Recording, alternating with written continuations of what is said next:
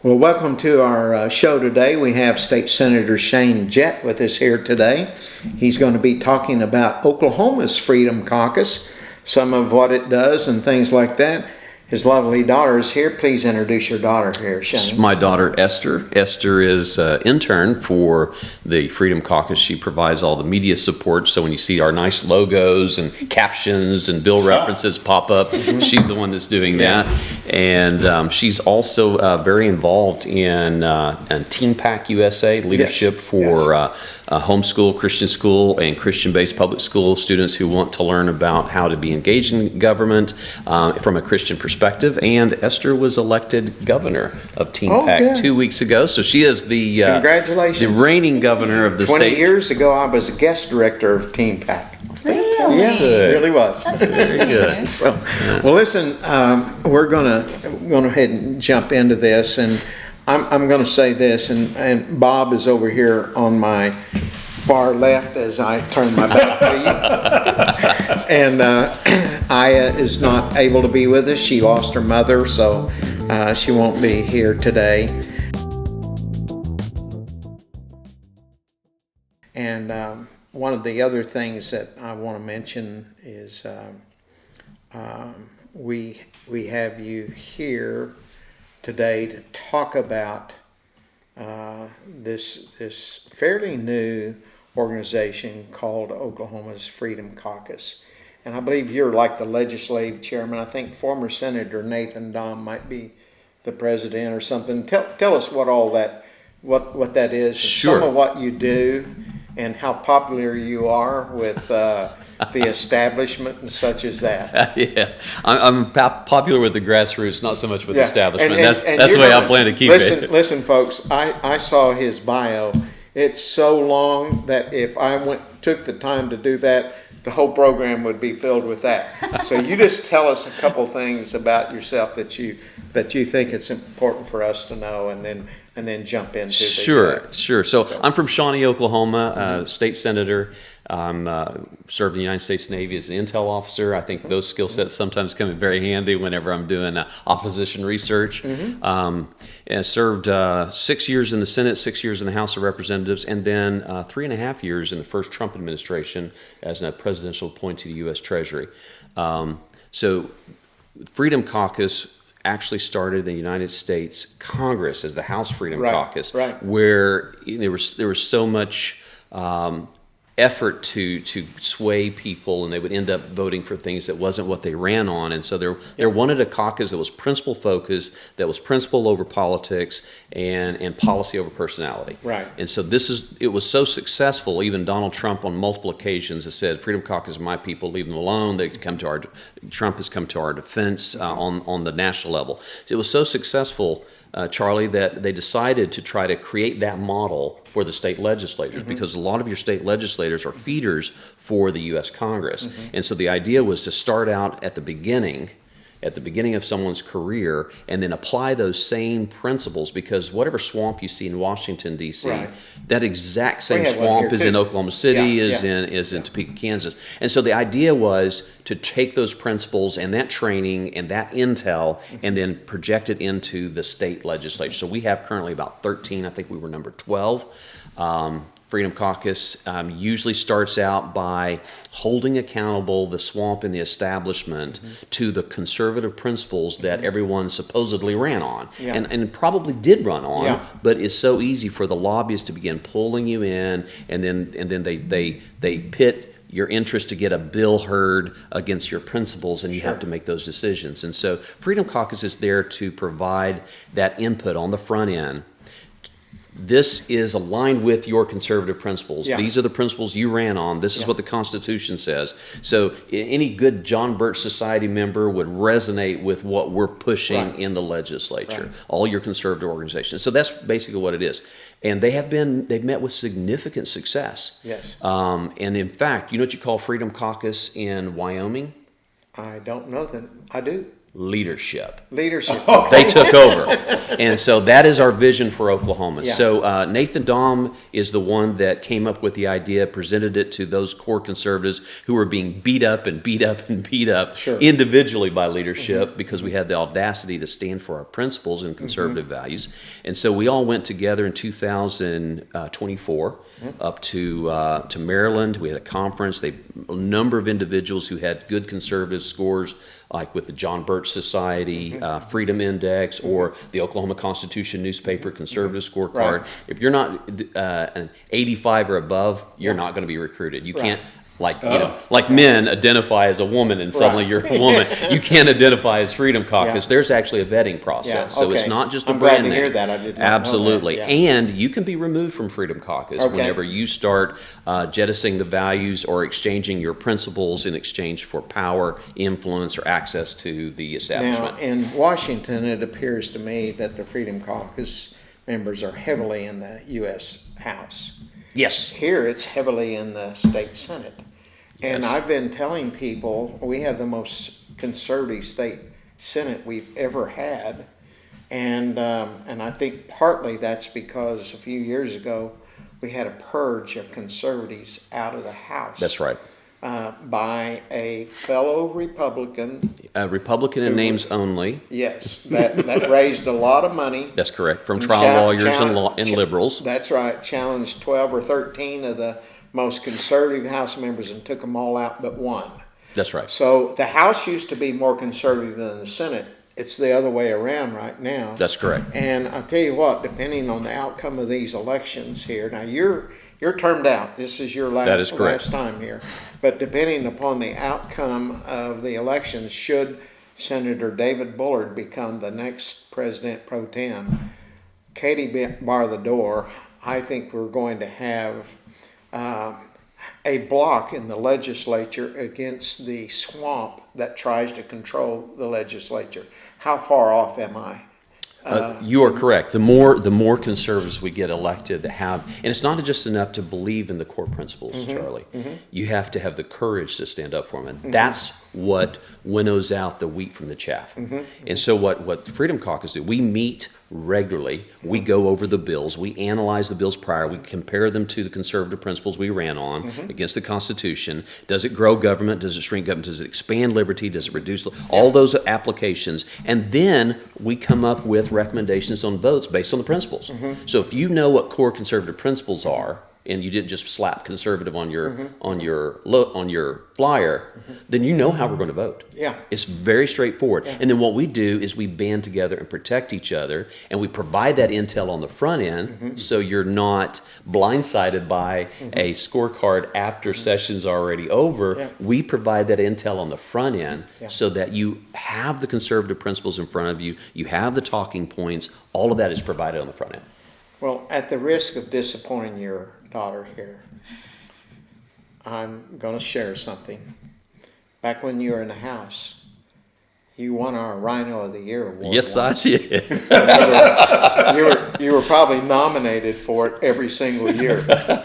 So when you first ran for the Senate, I put out in Charlie's Picks, I was very strongly opposed to you. Right, yes. And you got elected, and you came to an Oak Pack meeting right after that, and you tapped me on the back. And I turned around, and you assured me you're not the same person that you were when you were in the House. You've grown up, you're a conservative now, and buddy, have you proved it. Thank you. And I was certainly willing to give you that opportunity.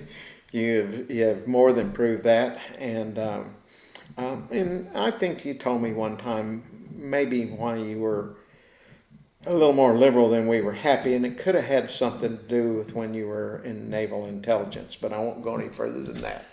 And so anyway, Well, did you know that about your dad, young lady? I did, but I wouldn't say he was a rhino. Senator Jett, let's leave it as a broad question because I've seen legislators go one way or the other. They get into office, they have high ideals, and then they soften, or they come in with weak ideals, and then they actually strengthen and become principled. And it's an interesting dynamic. Now, in your case, could you speak to the transition?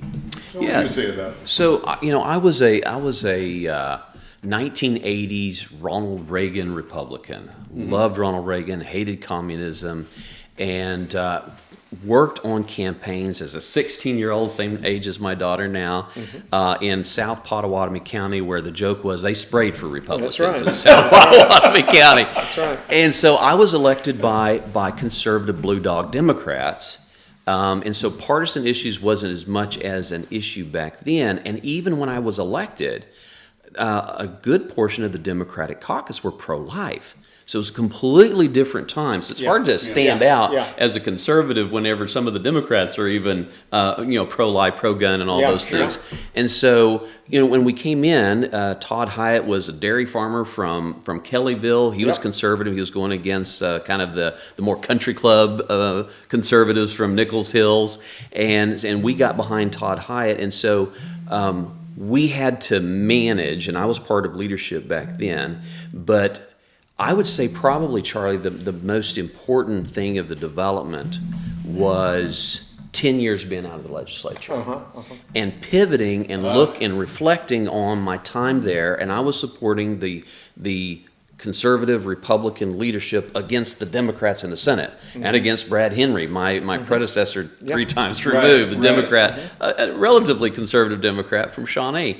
And so I got sucked into the problem set in front of us that was presented. And that was the problem, because you had all these lobbyists who had been lobbying longer than I'd been alive, who were coming in and they were saying, this saves lives. Well, what exactly saved lives? It was adding mandates to cancer screening, right?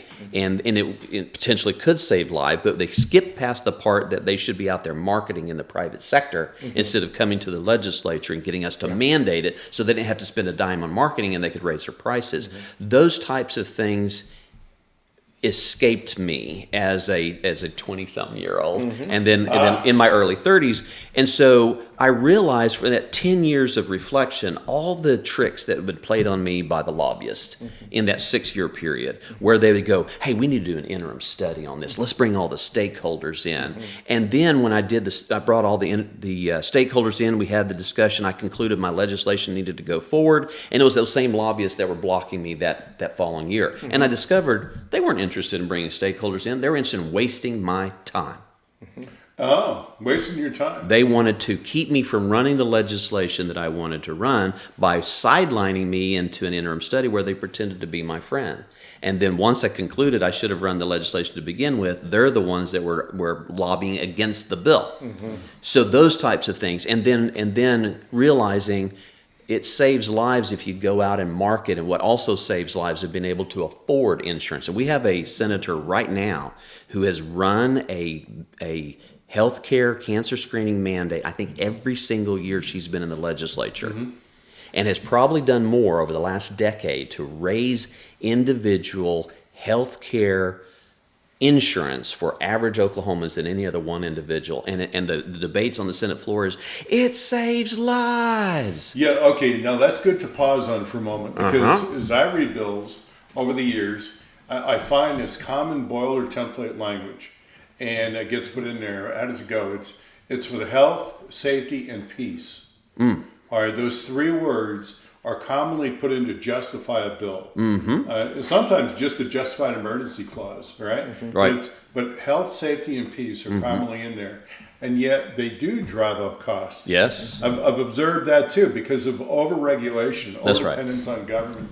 And Oklahoma is the 17th most regulated state in the union. 17. Yes, but remember, for our first 100 years of statehood, we were controlled by Democrats. Right. And so we're kind of still in the process of dismantling the foundation why we tried to build conservative policies. We have to undo as we do. And so we're still having 100 years of giving away taxpayer monies into the state school system. And then we still have the archaic small districts reflected of the mode of transportation circa 1907 instead of what we have today. And then you have people that come in with socialist ideology where they're wanting to say, you need to provide more food, you need to provide more service, you need to have medical, you need to have police, you need to have all these things. And so suddenly you have mission creep. Sure. Instead of reading, writing, Sure. arithmetic, it is mental health evaluation paid for by Right. not-for-profits, funneling in money from federal funds. So all of this mission creep begins to cascade and grow the state government, extracting more and more resources from the people of Oklahoma. Mission creep, organic growth. Well, let me ask you about being 17th. Are the number of regulations in Oklahoma actually decreasing over time since, let's say, Republicans have been elected over the last, how many years would you say? 15 Well, we years? took control of the Senate in 2008. Correct. First time ever, 101 years after statehood. Yeah, 18 And we years. took control of the House in 2004. The second time, we had it one time in 1920 and 21. And then we went to 2004. Well, let's take that period of time. Have the number of regulations within the state actually decreased during that time? No, they have continued to increase because no one comes to the legislature. If you're a hammer, every problem's a nail. Yes. And if I'm a legislator, I need to legislate. So even when I was in the House, I was one of the few that brought legislation to take out archaic sections of law. And you'd have thought that I was Chaos. proposing that we'd remove the red letters from the New Testament. It was sacrilege. So Senator Joe, you got to give me some encouragement here. Is the rate of growth of regulations, the rate of growth anyway, decreasing? No, No. that's the problem. So Bob, the issue is when conservatives, and I would argue that the President Pro Tem used to be a conservative. Absolutely. He ran because his Democrat senator was dodging the right to work vote. Right. And he went to Reagan events. He was a conservative. But when you come up to the Capitol, it becomes so easy to just request bills by state agencies who will do all the work for you. Sure. Even go and visit with each of your colleagues to get co-authors and sponsors. They'll even give you a crystal plaque and announce you're the legislator of the year for the fill in the bank group. I kid you not. And then you have the lobbyists for the insurance agents. So they come up and they want to quietly raise the prices on everybody's insurance premium by sneaking in these mandates. Well, the mandates they've already done their actuarial analysis and plugged in their profit margin. They know what the risk and probability of that cancer is, and instead of paying a single dime on marketing to go, hey, use us, we're scanning for way more cancer than our competitor. And that's the free market. Instead, they tiptoe up to the Capitol and they get a senator from Midwest City to run a It Saves Lives mandate and then you raise, and I did analysis, one of the bills, I said this is going to, on average, raise about $30 for a year for everyone in Oklahoma. And so what happens is with leadership, they figure out that with money comes power and influence. Yeah. And if they will simply run the legislation brought to them and spoon-fed to them by the insurance industry or the medical industry or state agencies, they will get, the work is easy for them. They can run it, and then later they will send them very generous thank yous, hundreds of thank yous, thousands of thank yous, tens of thousands all kinds of thank yous. That's right. And so this is what's going on. You have individuals who probably were very genuine and sincere in Tulsa, Oklahoma City, around the state, who come up and figured out it's hard to push back against this. If I just go along, I get checks, I get plaques, I get crystal trophies, I get mail-outs into my district, and the energy companies do this as well. Steak dinners. And steak dinner, all those things. Vacation trips and all kinds of things. Yes. And so it becomes easier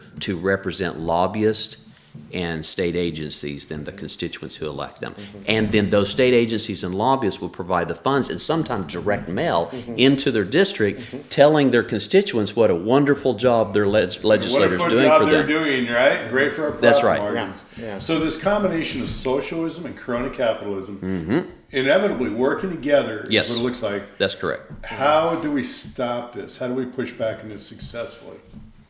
2 words. Freedom Caucus. That's right. Now, So that's the easy one. So let me throw something Yes, in sir. here. There's been a lot of complaint here recently about how these Freedom Caucus members, I'm not sure they credit you with that, But you slowed legislation down. You asked questions. You had amendments. Uh-huh. You had all kinds of things to try to slow this process down. You weren't too popular out there, were you, with leadership and others? No, absolutely not. So leadership wants to speed things up. They want to get their agenda across very quickly. They want to run those request bills from state industries that are not in the interest of the public. They want to run that through quickly. They've made promises, and at the end of those promises are campaign checks for themselves personally and into their political action committees. Yeah. And so what we're doing is allowing the public to see what's really going on. Hit on that right there. Personal campaign checks and your committee. So a lot of times a senator will have a committee, and if you put money in that, then that senator can redistribute that money out of there to other senators and makes that senator more powerful. Isn't it? Is that somehow? Is it okay to be works? controversial on this show? Yeah, sure, man. Okay, let's just call spade, Okay. shall we? Okay. So if you look at Senate leadership, so you have President Pro Tem Lonnie Paxton had about $300,000 in his account, personal campaign account. Okay, Sure. that doesn't count the PAC that he raises as well. Right. And so when freshmen come in, they have debts, maybe $20,000 that they've overspent or borrowed or whatever, and they need to pay that back. And then they will go to the various leadership committees who have been extracting campaign contributions from whoever they're running legislation for, and then they make generous checks. And it feels like you're a friend. You're helping me. I've spent a little too much money on my election campaign, and so suddenly you got $40,000, and now you're whole. You've paid off the debt, and then you have a little bit of coffer, and now we need your help. Right? This happens. So you've got $300,000 in the President Pro Tem. You had $300,000 in the floor leader, and that's Julie Daniels from the Tulsa Broken Arrow area. $300,000, and then when we start pushing back, when we start holding them accountable, we make it hard for them to deliver on the promises they made, not to their constituents, to their funders. Right. They get very, very upset. Yeah. And so I will tell you that we recently brought it up to the floor leader and to the entire Republican membership that Senator Julie Daniels has written a check from her personal campaign to a challenger of Dusty Devers, one of the most conservative voters in the state legislature, a direct check. So she did overtly what we know that all of those leadership have been doing against us, undermining the conservatives, just like the purge that Chris Kennedy did in 2018 against all the conservatives, and has had $500,000 in his campaign account as the judiciary chair, which he doles out to or does independent expenditures against his own colleagues and against the senators. And then, check this out, it's online. He transfers that for an attorney general race. But did he file for attorney general? No, he did not. What did he do? He maintained control of that $500,000 or whatever that transfer was for now a 4-year period. He was only transferring the money so he didn't get caught what was with Speaker McCall had to announce early for governor or he was going to lose his campaign coffer, and so he had to transfer it over. That's what Chris So he Kennedy. held on to it that So way. he could hold on, and he continued to manipulate, influence, and threaten the sitting legislators. Even when he's out of office? Yes. So when he's termed out, That's right. he can still influence the whole process. That's right. Yeah. And speaking of influence in the whole process, that last night of session, May 25th, I believe, whenever they held the vote up for 4 or 5 hours, it was Chris Kennedy's bill, and he was showing the world that he had control of the President Pro Tem's office in the Senate and the Speaker's office in the House. That was his flex. And during that 5-hour period, people made some decisions I think they regretted, Charlie. Yeah, probably did, and maybe some of them had spent a little too much time sipping on something that could kind of move you from a rational thinking mind to one that maybe you stared a little too long into the wine, and maybe your mind was not quite straight. Senator Jett, this is just water, I want you to know. Oh, very my good, cup? very Yeah, good. right. If you're going to drink, For your drink blessing. responsibly. Yeah, there you go. And don't do it So- on the job, and I think certainly you not got- while you're I think passing you got in a legislation. little bit of trouble when you Well, tell us what happened on the drinking issue here. So that night, and I think it was 12:55 a.m. that evening, because it had gone past, that vote had been open for 5 hours. And during that period, invitations were circulating that so-and-so's office had booze, so-and-so's office had booze, eyewitnesses of those booze on the desks.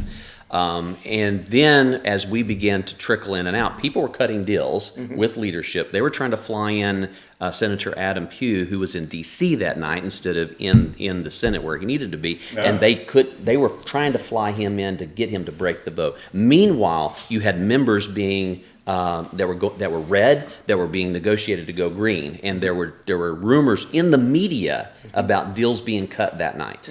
And so when I got up on the Senate floor, frustrated with that charade, I pointed out specifically the details of the deals being cut, allegedly, on the microphone, and then I also challenged one of the senators who had been building a case to get rid of the Secretary of Mental Health had been appointed by Governor Stitt, who had been exposing a lot of the mismanagement of that agency and questioning contracts that, as it turned out, was actually going to a spouse of a legislator. Okay. Right? And then this whole time we're being briefed by the chairman of Health and Human Services that she has to go. And it really didn't make sense. And then the governor tweeted that it was the spouse of that chairman who worked there, and no one knew. And we found that out just probably within an hour or two of us coming on the floor, as I recall, because they had tweeted about it, and then made some accusations that later he apologized for the governor. But the fact remained that during that entire briefing, when we had come in building this case to get rid of the head of the Department of Mental Health, never disclosed that a spouse was working there. And here's the crazy thing. In Main Street, Oklahoma, we understand conflicts of interest. Right. But when you get up to that building, the only thing they don't like about conflicts of interest is if you expose it. Yeah. And I've served on boards, I've had to go through audits and all these things professionally. I know if there's a conflict of interest, Sure. you disclose it, Yeah. and then you abstain from voting on that particular Right. issue. Sure. And we have President Pro Tem Paxton who made a presentation, and it circulated on social media. It said if we took constitutional privilege anytime we had a conflict of interest, we'd never be able to vote on anything. I'm like, I'm sorry, that's not how the real world works, but thank you for being transparent. That's refreshing. And so I asked the question, is it true that there is a spouse who works in this department? And the answer was yes. And I think the taxpayers had a right to have that question asked and answered. Right. And that senator needed to answer that for his own self, because it was a fact that was circulating. And then the next question I followed up was, if this is true, is it a conflict of interest? And if it's a conflict of interest, should you recuse yourself from presenting the bill? Not just not voting on it, don't present it. Which, by the way, this year, members who frequently take constitutional privileges for liquor license ran a bill that it looks like actually benefits her own husband. Now that was controversy. Controversial. And that is the fact. So no one wants to talk about the conflict of interest. No one wants to actually stop doing the conflict of interest. Right. So all that was happening. Meanwhile, they're up on the 5th floor or the 4th floor, and they're drinking. And even one of the members who was vehemently opposed and called me a hypocrite admitted recently, like last week, that he will have a glass of wine at dinner between the afternoon session and the evening session. And that would be like going for regular people out in Main Street, Oklahoma, having a glass of wine at lunch and going back to work. And then driving after the fact, and admitted to one, so we know at the very least it was one. But what we know about glasses of wine, as we hear, is the one makes it easier to have the second and the third. And then it seemed like it was like, oh, hey, microphone, let's give a speech. Yeah. And so that was what was going on. Our state senator gave a speech that night. Indeed, And, indeed. And so, certainly appeared like he'd had more than one. well, and whenever you typically give speeches like you can't wait to get off the microphone as quickly as possible, and then you got to look at the cadence, and then you go, wow, pacing around and moving quite a bit. This is the most animated speech I've seen. What's different here? And so there was a lot of questions that even the grassroots were asking, because I'm in the middle of the battle, right? Mm-hmm. I don't have time to contemplate all of this, but I'm watching it, and then online people are going, whoa, this is weird. Whoa, they were noticing. Yeah. Because 5 hours Right. holding up the vote was kind of a significant event Yes. for those that are watching politics. Sure. And so as the night progressed, it became apparent that other members that weren't on the mics were acting erratically, a little overly jubilant, overly joyful, and it became clear. And so I went to the head of the Sergeant of Arms, and I said, there are people on the floor that are clearly inebriated, and they're drunk, and this is against the rules. And the head of the Sergeant of Arms said, sir, I am aware. You're not the first to have told me. I have notified leadership. Oh boy, that'd take care of it, wouldn't it? And am awaiting instructions. Okay? So that's on page 35 Yeah. in rule book, in 5-5D in the Senate rule book, where it's prohibited drinking or being intoxicated on the Yeah, Senate floor. yeah. Clear violation, and it's the obligation of the Sergeant at Arms to remove them. And had they just done their job, but their jobs are dependent upon the President Pro Tem in the corner office. And if he doesn't do his job, they can't do their job. And so when I saw that he was in limbo, he needed to remove people from the Senate floor and was waiting for permission to enforce the rules. Right. I went straight to Lonnie Paxton. Now, what I could have done, because Senator Paxton says Shane just wants to be in the media, he just wants headlines. Had that been the case, I could have simply dialed 911, said there's public intoxication. You can't even sign a contract in the state of Oklahoma for real estate if you are drunk. Okay. Imagine passing laws about that when you're drunk. Yeah. And so I went straight to Lonnie Paxton, and the Bible says if you have aught against your neighbor, Yes, you go yeah, directly to yeah. them. I followed the rules. I didn't grandstand. I didn't call the media. I didn't call 911. I went to Lonnie Paxton, and I said, the rules state in 5-5D, I cited the rule that no intoxication or drunkenness on the floor. There are people here that are clearly drunk, and it is an embarrassment. Paraphrase, that's roughly what I said at 12:55. And you can see my head on the camera. We're just off camera. He's seated, my head's on the camera, and Senator Brenda Stanley from Midwest City is giving a presentation. Then he stands up, kind of hunkers down, and walks underneath her as she's presenting, and walks off camera. That's when that transpired. And but mind you, he already knew. Yeah. If Sergeant Arms said, I've notified leadership and awaiting Yeah. instructions, right? So he already knew, and he didn't do his job. And so that was after midnight. That morning, I submitted to my staff to ask a bill request for No Legislating While Drunk Act of 2026. This is 2025. Made him so happy. And then, because I know that they communicate with leadership, and they're beholden to leadership, and their job depends on him being happy with them. I also submitted a request through my staff to request them to draft some talking points for my bills, because I knew they would immediately go to. And Lonnie Paxton did nothing. From May, June, all the way through December, not until January, whenever journalist Barbara Haberock called and asked him about the bill. And during the interview, he fired me. So it does come with a cost. Yes. He notified the media that I was going to be removed from presiding officer rotation, so that you set up in the dais and you conduct and recognize senators who are presenting bills. Your new office is in the basement and you don't have a EA, right? and then removed me from vice chairmanship. So they took my leadership. So they wanted to Sure. punish me. And all I was asking of leadership was just do your job.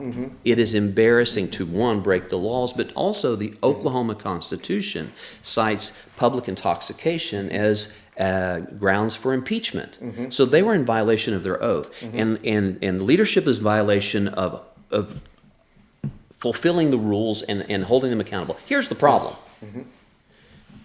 In Senator Paxton's comments to the media, which he's continued to, I must thank you, you're a great publicist, Lonnie. Continues to talk about this in the media, and he says, Shane's not a serious legislator, Shane is a Karen, and all these different things. And at the end of the day, I was just asking him to do his job.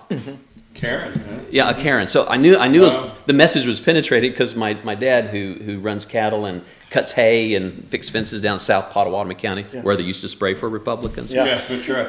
It texted me, he goes, "What's a Karen?" Well, I have to admit, guys, I don't know either. Well, I I texted him back and I said, "Dad, it's kind of like a tattletale." Okay. And then I told him what had happened. He said, "Well, you keep telling, because the public need to know that the people that you've elected to go up there and in sober mind and spirit represent you and your family. Instead, there are conflicts of interest, and Senator Paxton said, I'm hell-bent on dividing this caucus. I'm sorry, no. The caucus is divided because a lot of us got elected want to represent our districts, but instead, he represents lobbyists and special interests and state agencies, and appoints all of those individuals who do the same. And if you want to get a good feel for who is representing their district and who's representing the lobbyists and special interests, look at the size of their campaign account: $300,000 for President Pro Tem, $300,000 for floor leader, who's transferring her money to liberal challengers who was backs up, mask up, pro-COVID vaccine mantra down running against Dusty Devers. And then you look at their scores. So you look at the John Birch Society Freedom Index. All of them are in their 50s or below. They're the ones that are in your leadership. So here's a question for you now. When you ran 2 years ago, there's a very wealthy man out of Lawton. His name is Hillary. He wanted to be he was on the list to be appointed temporary to the state senate. And he didn't get that, but the governor just put him on Board of Regents. And anyway, I was down there recently. Board of Regents for higher education. Yeah, for higher education. Thank you. And I point that out because he doesn't have a college degree. Okay. Just seems ironic. That's good. Yeah, that's very interesting. Did not know that. Well, I was recently down in the Lawton area. He owns a newspaper down there. He owns all electronic everything down there. He's very wealthy and very powerful. I think that he probably, when you ran 2 years ago, did he put a lot of money in the effort to defeat you? So, Charlie, there was a Sooners, they make up Sooner conservative PAC. And they put the return address at a Mailbox Inc. in Shawnee, Oklahoma. They did not comply with election requirements, so there's no way to track where that money's coming from. So that's some of what we call dark money. They spent $380,000 against me over a 16-week period, smearing me with one mail out a week, with geofencing my Senate district, playing videos saying, Shane Jett cannot be trusted. He's helping the Chinese Communist Party buy farmland and turn it into illegal grow houses. Vote no on Shane Jett. Played that on Fox News, and we documented $380,000. Meanwhile, we spent $42,000 from our campaign with our grassroots support. We were outspent 8-1, and that doesn't count the 3 individuals that they recruited to run against me. In a 4-way primary, You barely won without we a runoff. won without a runoff, with But you 11 won. votes to spare. All of their votes combined plus 11, and because no weapon formed against us prospered in that election cycle. So you see, that speaks well. Oklahomans, when they're informed, can really do well. And I'm rather pleased with it. I do want to bring up another bill. Let me ask him one more follow-up question on this. Yes, sir.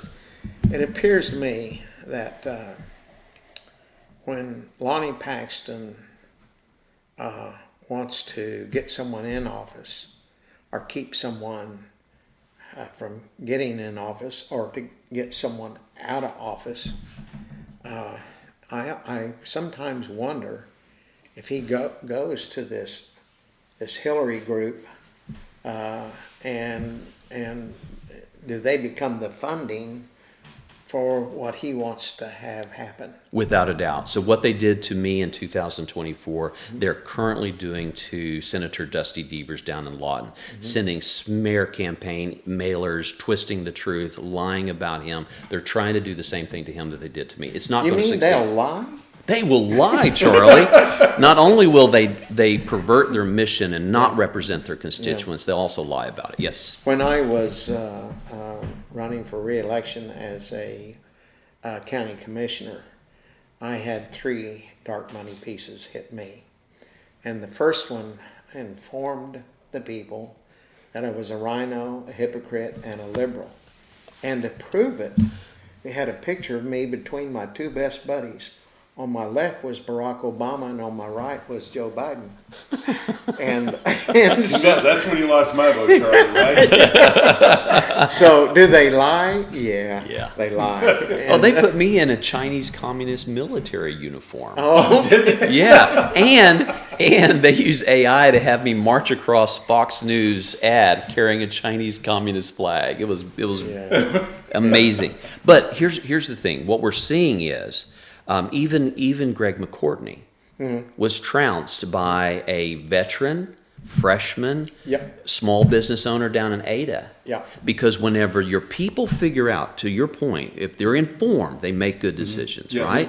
When the people figure out that you spend more time in Oklahoma City at $100 a plate steak dinners at the Broadway 10 Chop House than you do in this local coffee shop or even in the country club down in Ada. They don't want that. They would rather, they don't care how big your britches are up in Oklahoma City. They want to know that you're still looking out for the conservative values back home. And the same thing happened with Greg McCourtney's protege, was an absolute, all the wish list gotcha legislation that the Democrat Party wanted you to run, they were running it through Senator Jessica Garvin. All of that. She was removed and replaced with a Freedom Caucus courageous woman who not only has one of the most conservative voting records, but is also creating a human being on the Senate floor while she's out there voting, because she's expecting a baby. So what we see is, if we get the message out, whenever the public realize that the Freedom Caucus and those conservatives who are willing to stand up and take the licks, they have a conservative score of 90 and above. They don't have 3-digit campaign coffers. They're just there representing the district, and the district expects them to do, because that's what they said they're going to do on the doorstep. They make informed decisions, and I believe the 2026 election cycle is going to repeat that, where you re-elect conservatives who are being outspent 10-1 or 8-1 or 4-1. I believe Dusty Devers is coming back, and I believe we're going to elect some very stalwart conservatives who are taking on those legislators who went to Oklahoma City with conservative stamped on their flyers, but are just ingratiating themselves to the special interest and the lobbyists and the industries and anybody but their own district. I'm seeing more and more people that are running for office put on their campaign literature a pledge not to take any money from a lobbyist. No money, no gifts or anything. I've got a friend that he will remain unnamed, and he does the same thing that a consultant does, but he doesn't charge anything for it. And he will not help you if you don't have conservative bona fides, and if you're not willing to take that no lobbyist pledge, he does not help you. And I think I sent you some literature showing you the quality of this stuff that he does. And so that's a huge, and that's something every voter out there, if you don't see that on the campaign literature it comes to, you ought to ask whoever's running or whoever's in office, do you take money from lobbyists? You know, and if they do, I'd be very concerned about that person. And if you've got someone running that pledges not to, I'd get right behind those people. Well, and the other thing, I mean, and you're exactly right. Vetting and getting to know who's really there. Don't just go, oh, he's for Trump, he's against illegals, he's for guns. This is my kind of guy.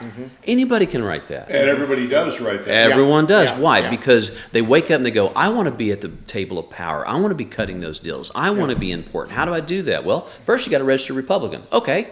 So they go do that. Yep. And then you got to hire a consultant. And the consultant says, oh, you got to put conservative and Trump and all these other things. And they're off and running. And you have 77 counties who voted for Donald Trump, not once, not twice, but 3 times. Yep. And they are genuinely conservative, and they're horrified when they find out that they're up there drinking on the job. They're out there with conflicts of interest. They're out there representing lobbyists instead of their own people, representing state agencies. In fact, the same chairman of Health and Human Services who went after the mental health director also took the side of Department of Human Services against his own constituent when DHS colluded with the state hospital and pulled a young boy into the hospital and kept them sequestered there for 2 weeks. Instead of coming out and meeting with the family, asking the hard questions, no, he came in and defended DHS against his own constituents. If you are representing state agencies as an elected official, then you've perverted your mandate and you're just a lobbyist who is deceiving your own people. Bob wants to ask you about a piece of legislation that was passed, just all of a sudden popped up last minute, passed during your deadline week. On the House side. On the House side, going This over year? to the Senate. Yes. Go ahead and explain it, Bob. All right, it's a resolution calling for a state level constitutional convention, and the authors and leadership of the 2 chambers. Okay, it did come up last week. Before the bills cross over to the other chamber, and it did pass. Okay, and it didn't go through any committees on the House side because it was a concurrent resolution. Right now, it does sit on the Senate side in the Rules Committee. Now, it's my understanding, because I was hearing about the possibility for a constitutional convention before that resolution even appeared, and it was comments made by our Governor Stitt, to legislators, or at least to some senators. And I was curious. I'm trying to understand what's motivating this effort right now to consider the idea of a state level constitutional convention. Do you know? Have you heard anything about that, or know what the governor's interest might be, or why the sudden push for a state And convention? leadership in both houses. Yeah, both chambers. They're the Both authors. chambers. Yes. Authors this. I heard of it. I'm not on Rules Committee, but I will say whatever bills are in Rules Committee right now, they're in really good company, because that's where leadership put a lot of Freedom Caucus members' bills to kill them. Yeah. But they can pull anything out of there that they want. So what I also know is that Senator Nathan Dahm, arguably one of the most consistently conservative voting records in the state of Oklahoma ever, he is the executive director for Freedom Caucus. I believe he ran legislation for a constitutional convention because it's required every 20 years 20 that it's years, done. yeah. And so he would run that legislation on the pure principle that we're supposed to do this.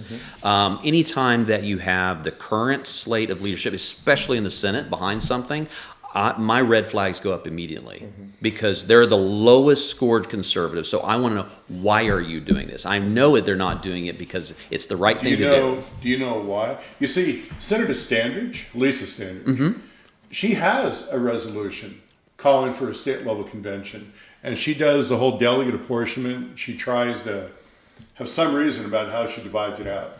Now, on the other hand, the one being promoted by leadership right now, advancing, the delegates have already been chosen. It is the state legislators. They end up making up the delegates for this constitutional convention. At the state level again, not federal, folks, not federal. Now, yes, I believe we should have a state level constitutional convention, a whole rewrite of our Constitution, just because of the way it's currently structured. Sure. It ought to be a 10-page document, not 184. Agreed. Much of it is more in the form of legislation. Right. It's not general structure and general principles, right? So it should be redone. But all the same, Do you know what their motivation is? I do not. Because I doubt it's to clean things up like I'm thinking. Let me assure you that there is not a chat group between Freedom Caucus and Senate leadership. In fact, Senate leadership does things unilaterally.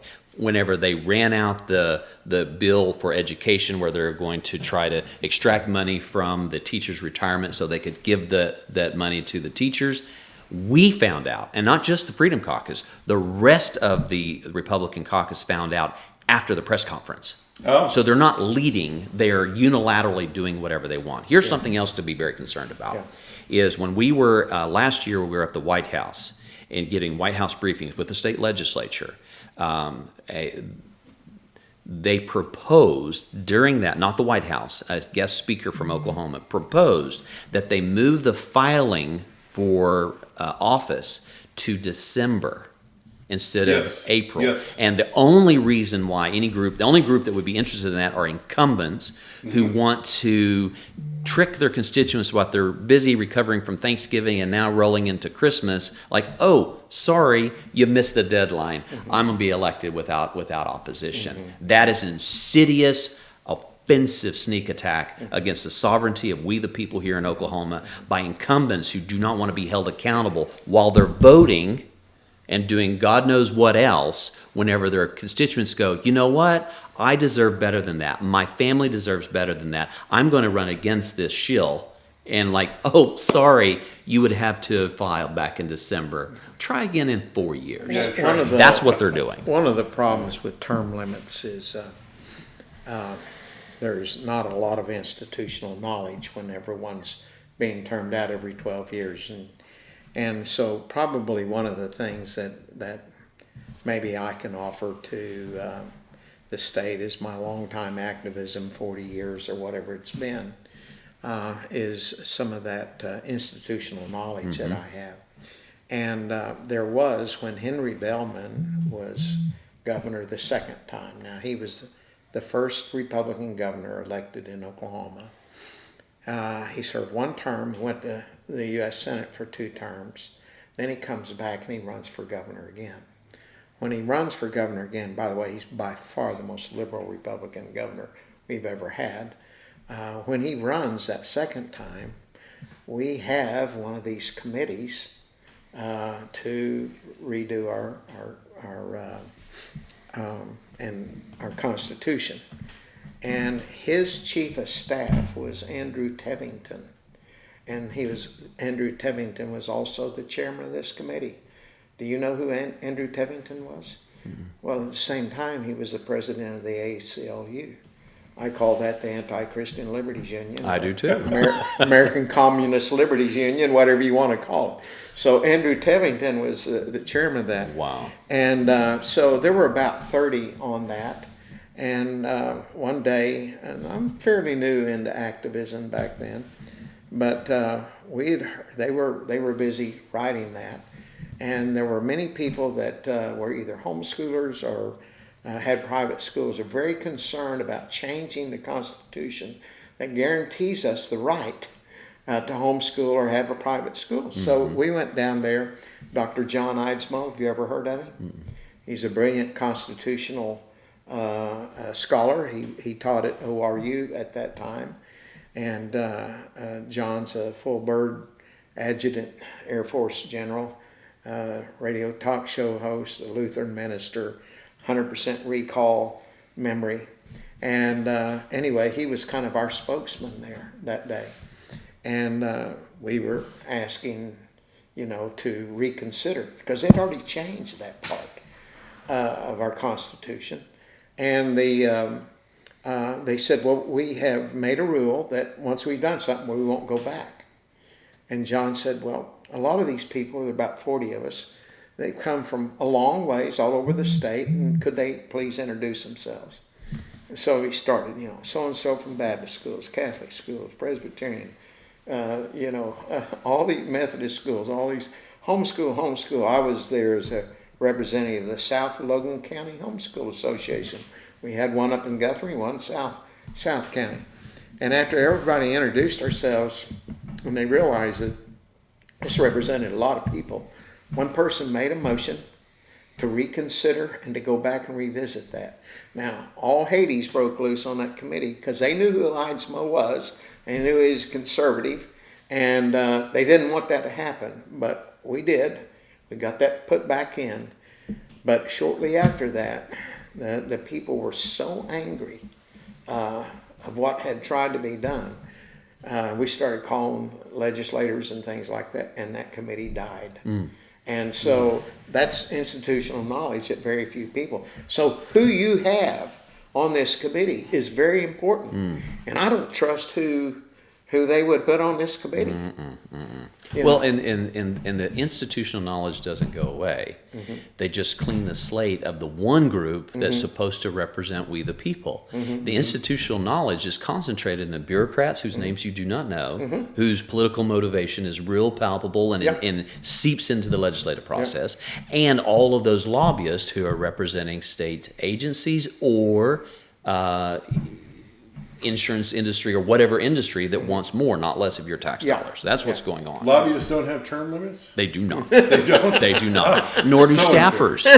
Nor do staff. And so in the triad of people who get together to determine what rules we have to abide by, apparently it doesn't apply if you're drinking alcohol in the Capitol, is the legislator who ostensibly is supposed to represent we the people, then the lobbyists who represent whoever's paying them, and then the state agency employees who answer to no one unless we have the political will to force them to do so. And they will run circles around us while freshman class are still trying to figure out what side the men and women's restroom are in the rotunda.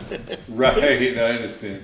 Esther, I'm sure that you are very proud of your dad. I hope you are Very proud. Absorbing a lot of his fire, his passion, his conservatism, and his desire to make things better. I hope you're absorbing a lot of that, and I don't know what your plans are for the future. You're young at 16 right now, but I bet you're doing a very good job as an intern with the Freedom Caucus. And you have any thoughts you want to say before we kind of wrap this up?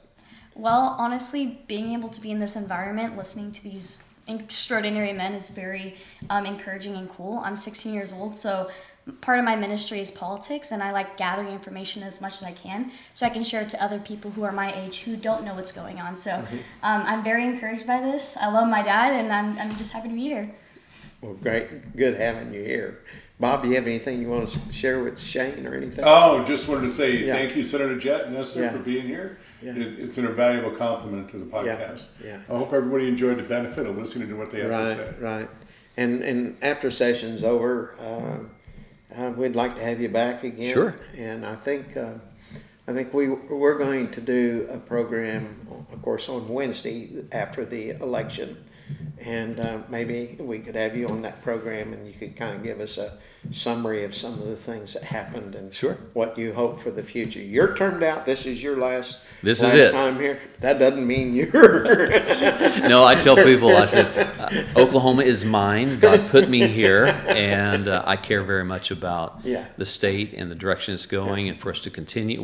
We've not arrived yet. We're not the conservative state that the 77 counties imply that we are on an institutional level. And we've got to get the institutions to match the conservative values of Oklahoma red voters. Right.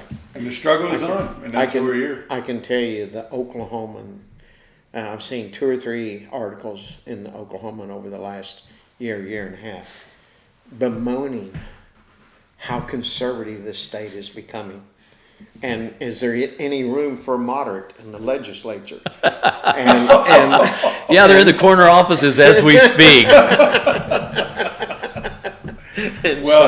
But it is happening. We're having more and more people move here from out of state, from your liberal states, California and Oregon and Washington, and more from the West than any place else. And they're not your liberals that were moving here 10 years ago. They're the conservatives, the Christians. Yes. They're tired of the adverse influence upon their children. They're tired of the overregulation. They're tired of the taxation. and they're moving here, and they're helping to make Oklahoma a more conservative state, and I'm thrilled with it. Yes, I have met so many people, because down in Texas, they're like, don't California my Texas. But the ones that I've encountered, they're homeschoolers, they love Jesus, they love the Constitution, they hate communism. I'm like, welcome home. Yep. I said, we put home in the middle of our state name so you know you belong here. Oklahoma. Last year, Oklahoma that hit in the number 10 fastest scoring state in the union, and for the first time ever, more Texans moving to Oklahoma than Oklahomans moving to Texas. Yes. Maybe they need to be screened better than the Californians. Maybe. Well, thank you very much for joining our podcast, and we'll see you next week. Have a good day, folks. All right, bye.